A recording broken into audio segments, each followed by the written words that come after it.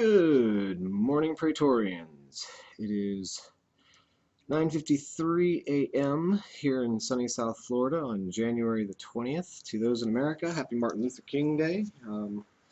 Just wanted to start the day, as always, with giving a special shout out to our latest backers, Marcel Pegel, Hugo Vogels, Jasper Duldorf Jorgensen, Al Curray, the Alpha 31, Michael Rogers, Dominic, and Brad MacArthur. Just wanted to say thank you very much for your contributions. Every little bit helps, and you guys are great.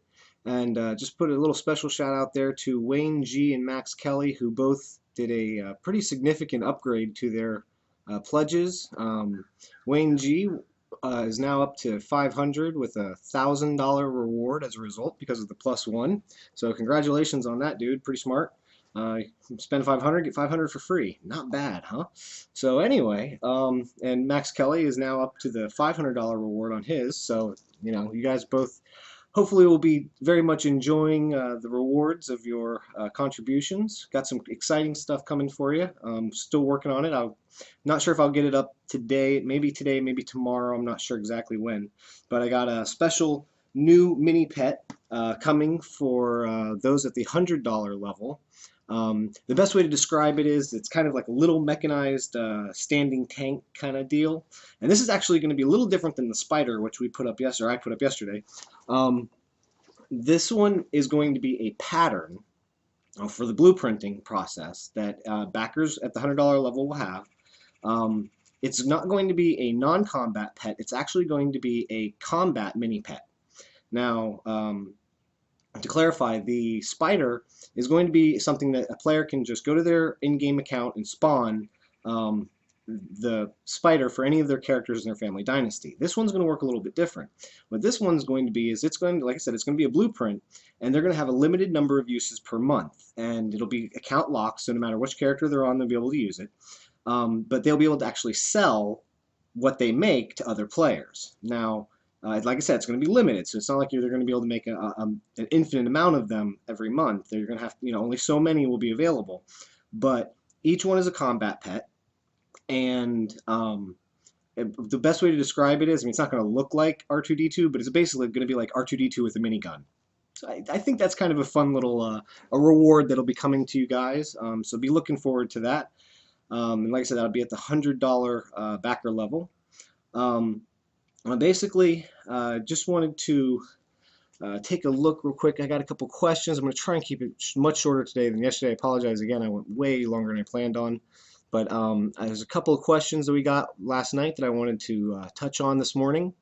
Alaric had brought up an interesting point that I thought I had mentioned, but apparently I had neglected to mention, so I corrected that in the FAQs this morning. And that was relating to a gamer who is a PC gamer being able to play the game on the mobile games on their PC if they don't have a mobile device, or if they just prefer to play it on the PC. And to answer the question, basically, yes, all of our PC gamer, every backer out there will have access to the mobile game when it comes out.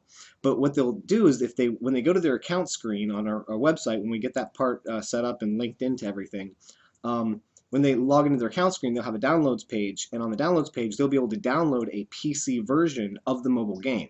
Now, just to kind of quickly touch on how that works, the Kickstarter video that we put up that shows, the ship flying through the various areas and all that kind of stuff is actually, the whole campaign, the whole entire presentation outside of the voxel, the very last segment of it, is essentially an example of what the mobile game will look like when it's rendered on a PC.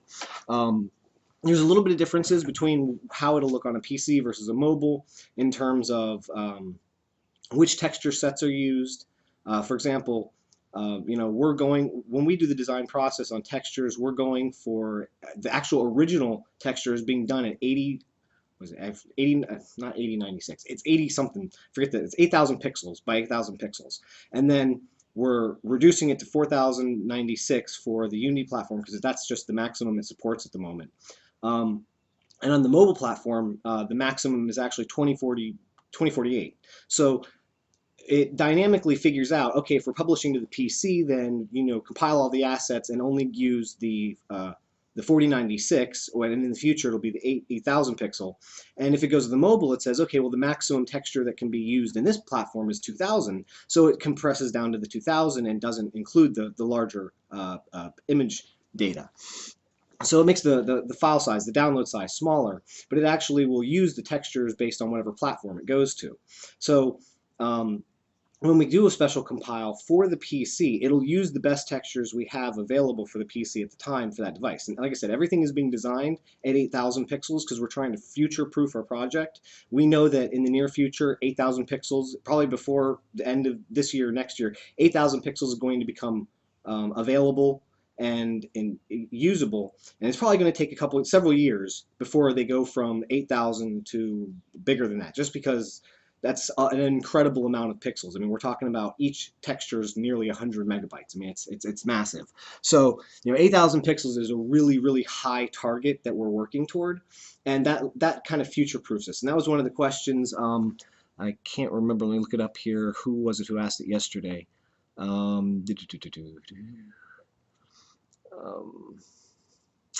Yeah, okay, it was Alaric who asked this. Also, was he had brought up a point that one of these Kickstarter campaigns had started their project and then ended up coming back and asking for more money because they decided to throw away an entire year's worth of art assets because they didn't take certain kinds of technology into consideration and decided they were going to reinvent the wheel. And he didn't, he's like, power to you guys, have fun, but you're not getting any more money from me. And I can't blame him.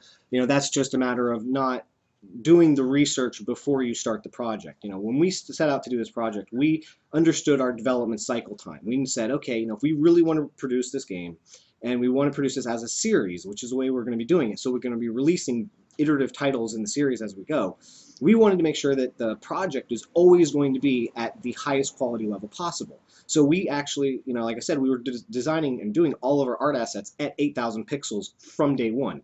That's higher than we can actually publish. Like at this moment, using the Unity 32-bit engine, we literally cannot include an 8000 pixel texture in the game. It just won't even accept it. It's the maximum option is 4096. So, and that's right now, I mean, that's super high resolution for a PC. 4096 is what you're going to be seeing for just about every game you play. So that's a high quality setting as it is.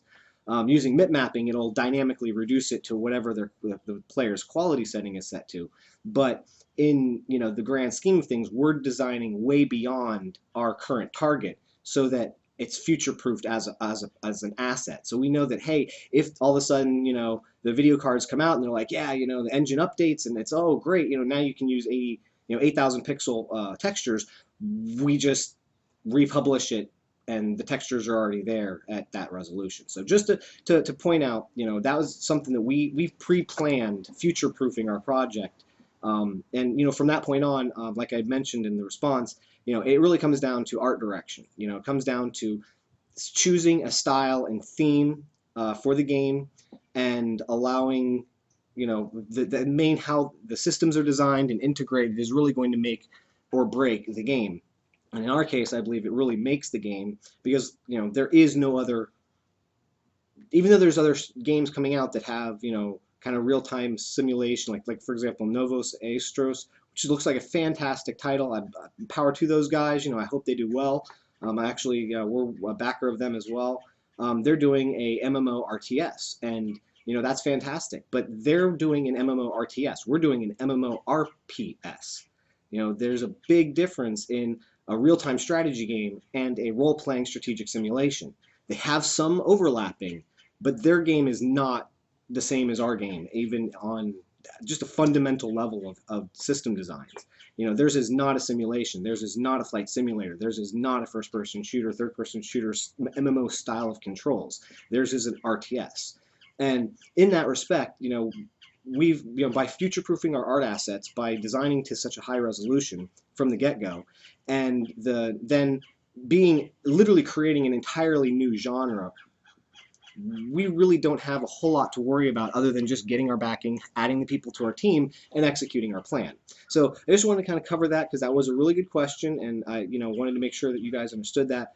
And we got a couple questions in there about, you know, when we're going to release the game, what platforms it's going to be released to, and so on and so forth. So, give me 1 second here. I'm talking like a mile a minute, but forgive me for that. Basically, you know, just to kind of put things in perspective for you, like I said, the presentation, the actual Kickstarter presentation, is in fact a mobile game. You know, it's designed for the mobile platform and published to the PC. And the recording was taken in at 1920 by 1080 with all these different post-effects processing enabled, FXAA, HDR, bloom, God rays, sun shafts, which is the same thing, and solar flares, and all these different kinds of nifty features that can be used. And because we published it to the PC platform, it automatically enabled camera A versus camera B, if that makes sense.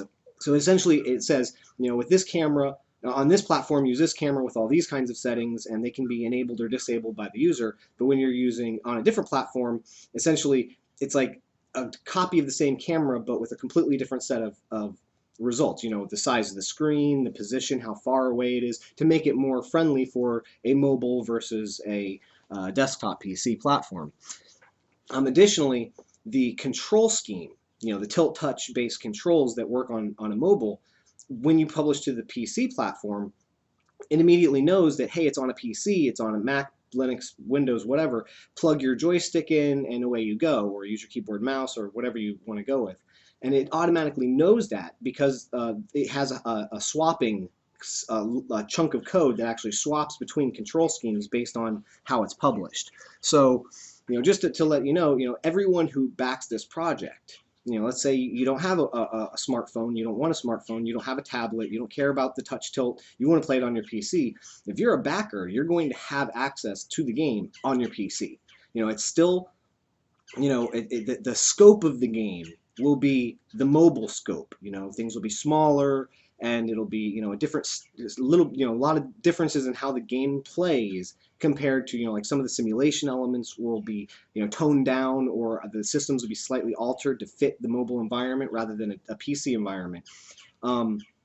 But the game will actually be fully playable on your PC. So I just wanted to cover that and make sure you guys realize that if you're a PC-only gamer, there is still a good reason to back this project. You're not going to be like waiting, oh, well, in the first year only the mobile game is going to come out, I'm not going to get anything. No, you are going to get something. It's just, don't set this game that you're going to get, the hybrid mobile desktop version, next to any other PC game out there and say, okay, let's do a side-by-side comparison, PC game to PC game, because that's not a fair comparison. It's really comparing a mobile game published to the PC to a PC game. So a more fair comparison is comparing this hybrid game to a mobile game. And in that respect, it'll be top tier, top quality, as good looking as you can possibly find anywhere. So, it really, really should be something that's exciting and fun, and definitely serve to help hold people over until the MMO is finished. And like I said, we're releasing this in iterative titles. Even if hopefully we get all the way up to at least our $2 million goal and can go directly toward, or even just a $1 million goal, and start working on the PC platform immediately as the target platform, which will enable us to hire a lot more artists, which will allow us to produce assets faster and so on. But even if we don't get there, anyone who's a backer will in fact be getting something they can play on their PC in addition to what they get for the mobile. So just wanted to go ahead and cover that real quick as topic number 1 of the day. So obviously I covered quality, the quality differences, the fact that it's going to be a different scale, slightly, it's not going to be exactly the same game as the MMORPG. It's definitely going to be a mobile-oriented game. But yeah, it will be available. And the other question, oh yeah, I talked about the future proofing, so okay, that's 2 of the questions. The other question we got was, that I wanted to touch base on, was by Max Kelly. And, 1 second here. He had asked the question, once your city has been attacked, what would you lose, and how would you control the people that play overnight or different time zones don't destroy your city while you're asleep and you wake up and have lost it all? Okay, kind of oddly worded, but the way to try and address this question, I want to try and put things into perspective for how the MMORPG is going to work. Number one, yes, players will be capable of going at it solo. Essentially, you can create your own empire and, you know, play it by yourself, you know, not have anyone else involved. And if you really want to go that route, that's up to you. It's power to you, you know. Play it the way you want it. But the empire side of the game really is oriented around multiple people. It's so completely focused on the MMO side, or massively multiplayer side of things. When we envision an empire, we envision a guild, or even bigger than a guild, an alliance of guilds, and so on. You know, essentially, we have, like, you know, what we call our guild level, which is the organization. Then we have our super guild level, which is the faction, and then we have our ultra mega super guild level, which is the alliance. So, in all reality, you know, there should be a lot of players involved in making one single empire tick. I mean, you can do it by yourself, but this is not a standard RTS. You have to kind of try and keep that in mind. This is not designed from the ground up to be meant to be played by one person. It can be, and you know, the controls are going to be intelligent enough to where you can do it. And if you're really that good of a gamer, like RTS stuff, you'll be able to, you know, manage everything from an RTS level and go off with it. But it's really meant to be played cooperatively. So, you know, in that respect, you know, in every guild I've ever run, we ended up with members from all over the world. You know, we've had members in Norway, Sweden, you know, France, Russia, Czechoslovakia, you know, the Pacific Islands, South America, Europe, you know, all over the place. I mean, literally just the entire world. And this will encourage players to, you know, keep their guilds and their factions open to a lot of different individuals all over the place. But let's say that someone decides they want to go at it alone, and as a result, they don't have anyone there in weird hours to kind of, you know, help protect things.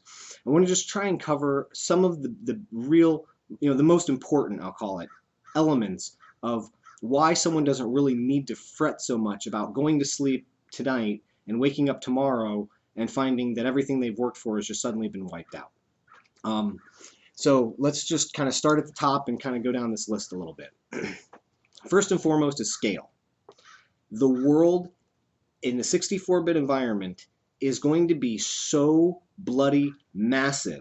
It's hard for you to actually, until you experience it, it's almost hard to understand and picture it. Even in other games like Novos Aestros, which, you know, it's talking about, you know, biggest RTS ever.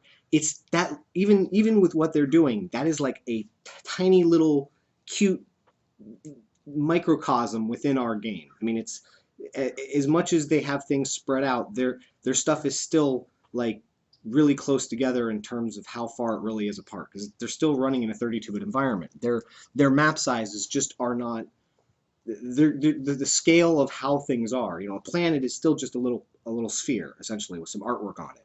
You know, ships are, in relation to the size of the planet, the ships are nearly as big as your planet. It's not like you are landing on the surface of a planet and you may have 100 or 1,000 cities on the surface of your planet.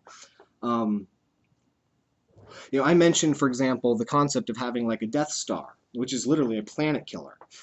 Well, if you remember in Star Wars, the movie, the Death Star took forever to get from point A to point B. I mean, they saw it coming, they were able to prepare a counteroffensive, and, you know, by the time the Death Star got into range, they had already attacked it and ended up blowing it up. So, you know, just to try and put that into perspective, even if someone fields something like a planet-killing device, it's going to be massive and slow and take an extreme amount of power to get it from point A to point B. So essentially, you're going to see it coming long before it gets there. You know, trying to just warp something like that into a different area is not going to work out. The technology, the scale of things is just going to be, you know, you're going to have some serious balancing factors in that. Like I said, you're going to have to field a lot of units to protect it while it gets into range to actually do its, you know, to perform its planet-killing type action. So you're not going to have to worry about going to sleep tonight, waking up tomorrow, and your planet's been blown up. In addition to that, you know, one of the technology items that pretty much everybody's going to end up developing at some point is warp gates.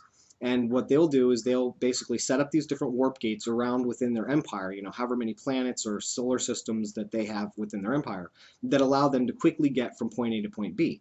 And they will be able to assign essentially a security key to people who have registered with their empire to be able to access that. So to kind of explain, the reason for this is let's say that you have multiple players who are within a local galactic cluster, which if you understand how the universe is actually set up, you've got local galactic clusters, and then it just gets bigger and bigger and bigger and bigger until you start seeing galaxies are like little tiny spheres separated by giant space. So let's say that within a local galactic cluster within the Milky Way kind of concept, and one of the spiral arms, you've got like all these little tiny, kind of clustered together galaxies, and all these within that's a bunch of different solar systems, and they have various distances. Each civilization is going to have some padding between it and its nearest civilization, just in how we're setting the engine up, so that two players don't start directly on top of each other and aren't, fighting over the same solar system from an early point in the game. They'll have to actually spread out and explore. Like essentially the way we're figuring it is, even if there's some AI civilizations that they'll encounter within that sphere, that starting sphere, they essentially have like a bubble that their civilization is going to exist within before they pass the line of that bubble. They're almost in like kind of a single player mode. Okay, and once they pass that bubble, they expose themselves to the rest of the universe. So it's not like you start playing today and immediately tomorrow you're going to have some massive empire that comes knocking down your door. It gives players like some padding to get their bearings in the game, get if they go the route of creating their own empire and their own species and all that kind of stuff, they'll have like this little bubble, if you would, that makes them invisible to the rest of the universe for a time period. And it gives them that grace period to kind of really get things going and understand what they're doing and build up and so on. And essentially, once they pass a certain distance away from their home world, it'll notify them and say, hey, you're setting out beyond your initial starting point. By doing this, you will be exposing your civilization to the rest of the universe. And this is something that will give people who don't necessarily want to engage in the multiplayer side of the game an ability to play the game and play in the online world and still have the option to eventually go into the multiplayer at some point in the future. So essentially, it's like a safety net, if you would, to kind of protect people from, just getting bombarded from day one.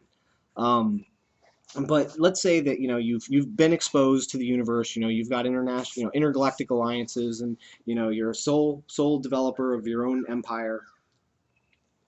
You're going at it solo. You don't have any friends to fall back on, and all of a sudden some species decide, or some whatever, some civilization decides that they want to wage a war against you, and you're in bed, and they decide that they're going to start their attack. In a standard RTS game, even in an MMO RTS game, the concept of fielding and deploying units is, a bunch of little ships, essentially, that they say go from here to over here, and the duration of time to get there isn't going to be very long because it's just the scale of the game. Because we're giving players this, essentially locked warp gates that you have to have a key to be able to access, code, kind of, identify friend or foe, IFF it's called.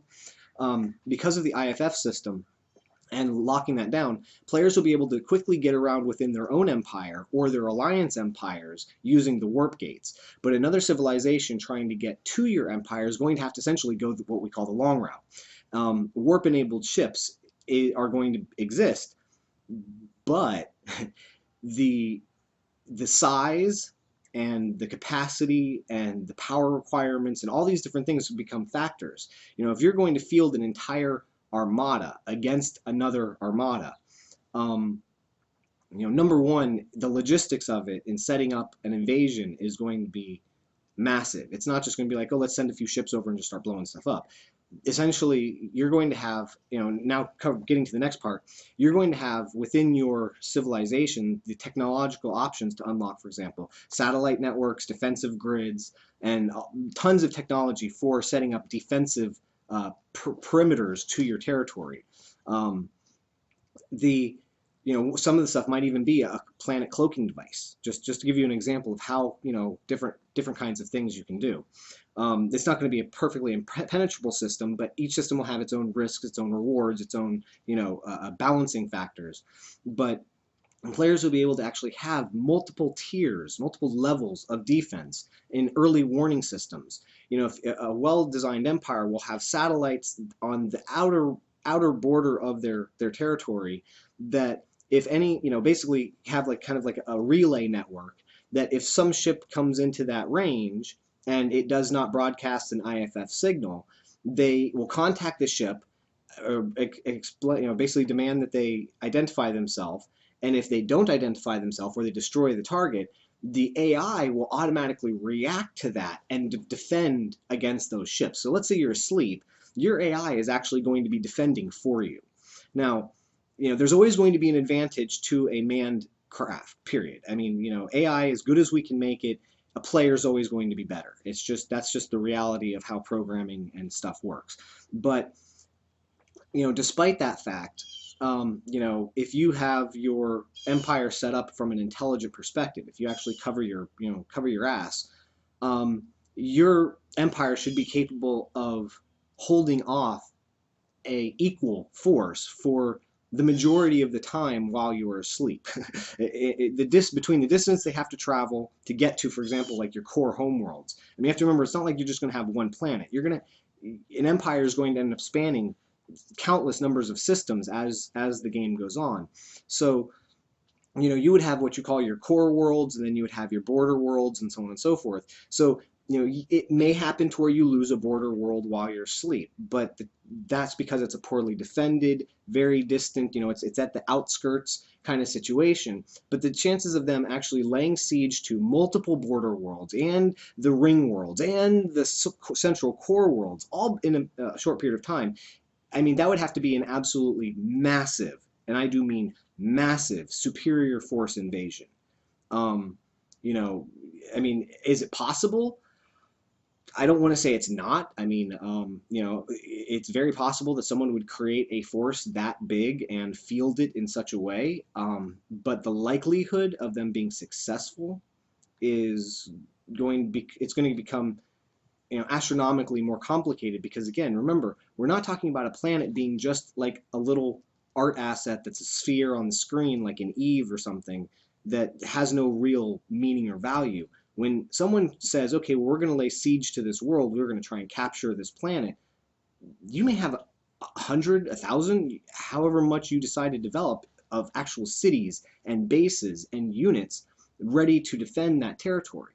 Yeah, there's lots of things that can happen, orbital strikes and so on and so forth, but that's what you'll have defensive systems for. If someone tries to perform an orbital strike, they'll have to get close enough to the planet to actually do it.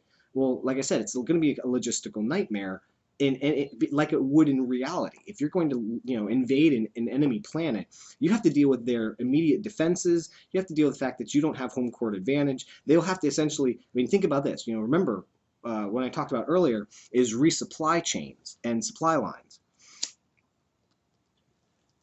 If a civilization decides that they're going to invade another civilization, and they say, okay, well, we're going to do this in one giant push, they're going to have to field an insane amount of resupply vehicles to keep all of their ships on the front lines up to snuff. They're going to have to slow down and repair. Their men are going to get fatigued. There's all these little, what seem like inconsequential systems at a glance that are going to have a major impact in how people wage wars against each other. Like I said, just in keeping the ammo supply and keeping, let's say that you have a soldier who's, in a cockpit of a jet and they're flying, they're going to have to stop and eat at some point. They're going to have to stop and sleep at some point. So if, the commanders tries to field all of their units at once, then they've just created a massive problem for themselves in that they have no one to cycle out and keep their troops fresh. Everyone's fielded at the same time. And what ends up happening is in a long campaign of trying to invade another planet, you're going to have a point where everyone's going to get tired and they're going to start making mistakes. So like I said, I mean, we're approaching this from a very realistic standpoint because of the simulator elements that are being tied into the game. So it's going to have a very, very, very, very different result than what a standard RTS is. And I know if you look at things from an RTS perspective, you can always have that in the back of your head of, oh, I'm running a civilization by myself. It's one versus one versus one versus one. And, if I'm asleep, there needs to be some kind of a system that protects my civilization while I'm asleep, like Novos Eostros has. In That's as a symptom of how that system is designed. It's not a simulation. The scale is different. The type of combat is different. The troops are immortal, not immortal, but what's the word I'm looking for? The troops are not real troops. They're just art objects with an attack power and a defense power and a hit points pool and a mode of animating combat. And, sending Group A against Group B is going to say, okay, well, this guy has this attack power and this defensive power and this many hit points, and he attacks using this type of method, and they go back and forth, and one of them blows up. And that soldier, that unit, whatever, that wins, doesn't have to go get repaired. They don't, the ship isn't damaged. It just, it's healing. You can go, okay, click a button, and it's instantly healed using, kind of like rechargers or whatever. In this, there will be wear and tear on the vehicles. There will be wear and tear on the soldiers. The longer they're fielded, the more mistakes they'll make. The less they're getting a great victory will boost their morale. But if they encounter heavy losses at the beginning, it'll hurt their morale. So a mistake made early in a campaign could hinder progression as the campaign continues. They'll have to actually resupply. Their troops will need to sleep. They'll need to cycle them out so that, I may have 1,000 units, but I only field 250 at a time or 500 at a time because I always want to make sure I have somebody fresh to put in and keep the attack going. So I hope that kind of puts things a little bit in perspective and helps you to understand, why this game has, on a fundamental level, core differences between just a standard RTS and anything else out there in the game, being that it's an MMO role-playing strategic simulation. So, anyway, I just wanted to cover that, and I hope that helps people to kind of get a better feeling and idea of what they're looking at with this. If you have any extra questions, by all means, post them up, and I'll try my best to either answer it in a direct comment, or like I did today, include it in the video blog and try and give it a slightly more in-depth explanation. And be looking, like I said, for that reward at the $100 level for the for your little mech with minigun combat pet blueprint. And just one more time, I want to give a shout out to Marcel Pegel, Hugo Vogels, Jesper Daldorf Jorgensen, Alcaray, the Alpha 31, Michael Rogers, Dominic, and Brad MacArthur for your contributions. You guys rock. Much appreciated. And stay tuned, guys. We got a lot more coming, and you can be expecting. I got word from Gareth that he's going to be adding a video blog up here in the next, I believe, 24 to 48 hours. He should have one up. And we got some really exciting stuff to show you that the gang's been working on that I can't wait for you to see. So anyway, until next time, this is Alaric with Invisionary, signing off.